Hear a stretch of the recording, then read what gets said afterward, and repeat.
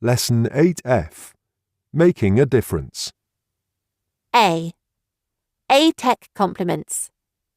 Wilson, too, was beginning his final year at school when he decided to get a school Facebook page started. Nothing unusual about that, you might think.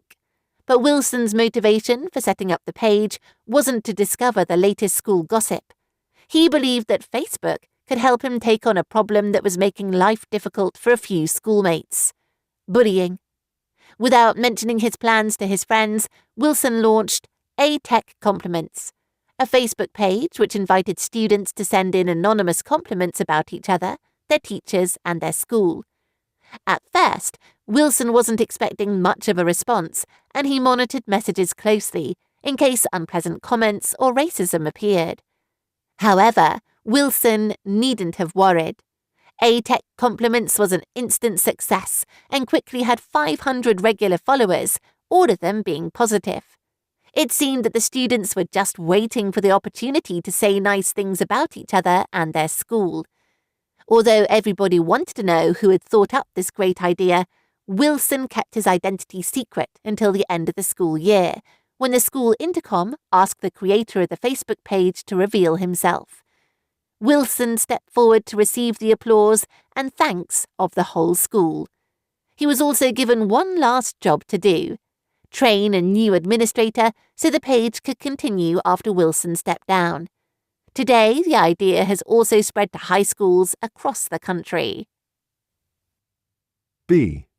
Voice of the Community.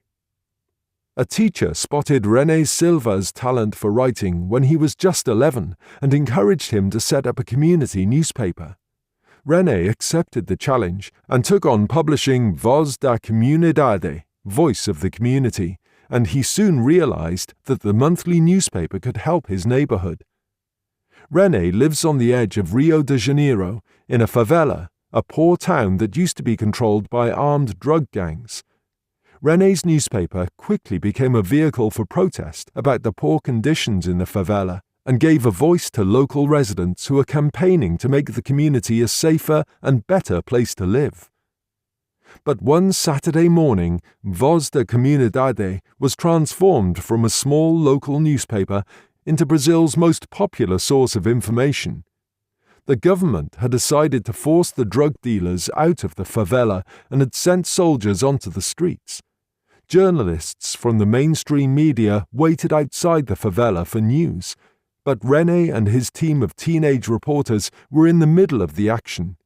Using their mobile phones to film and take photos, the Voz da Comunidade Twitter account suddenly had thousands more followers than usual, and René's reporting was praised by the mainstream media.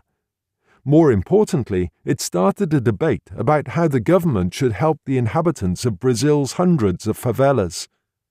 René and the Voz da Comunidade brought positive change to the community.